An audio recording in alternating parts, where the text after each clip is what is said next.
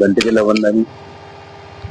तर चारिकेबद्दल मला वाटतं आम्ही हे दुसऱ्यांदा बघतोय.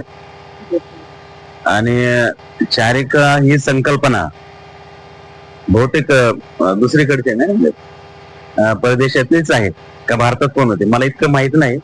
पण असे जर उपक्रम किंवा असे जे धार्मिक धम्माचे कार्यक्रम जर चालवले तर आपला धम्म नक्कीच पुढे जाईल. प्रत्येक माणसाच्या मनामध्ये हे काय चाललंय हे एक समजून, एक लहान मुलांना म्हणा किंवा मोठ्यांना ते त्याचे संस्कार घडतील.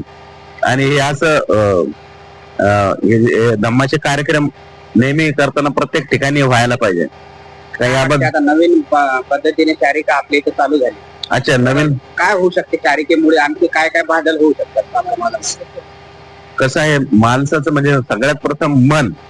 आता आपल्या मनामध्ये ही गोष्ट जर बसली तर ते मनातून कृतीत येईल आणि आपला धम्म जो आहे तो आणखी वाढेल. मला असं वाटतं लोकांमध्ये काय भावना जागृत होऊ शकतात.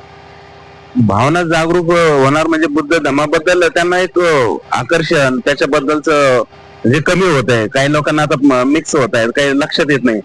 आणि त्यामुळे जेवढा आपल्या धम्माचा माहिती मिळेल तर ते लोक कृतीत उतरेल आणि आपला धम्म कृतीत उतरला म्हणजे मानवी कल्याणच होणार आहे. बरेच आता लोकांमध्ये आपले प्रथा बंद होत चाललेल्या आहेत बऱ्याच ठिकाणी. आपल्या विधी वगैरे काही माहिती नाही जास्त, तर त्यांना काय सांगा?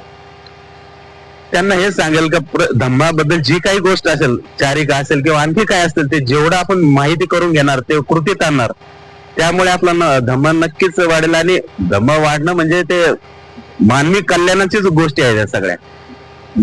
म्हणजे प्रत्येक सृष्टी आणि अंधश्रद्धा तर दूर होणारच. धम्म म्हणजे ते सांगायची गोष्ट त्याच्यामध्ये काय आहे हे प्रत्येकाला माहिती आहे.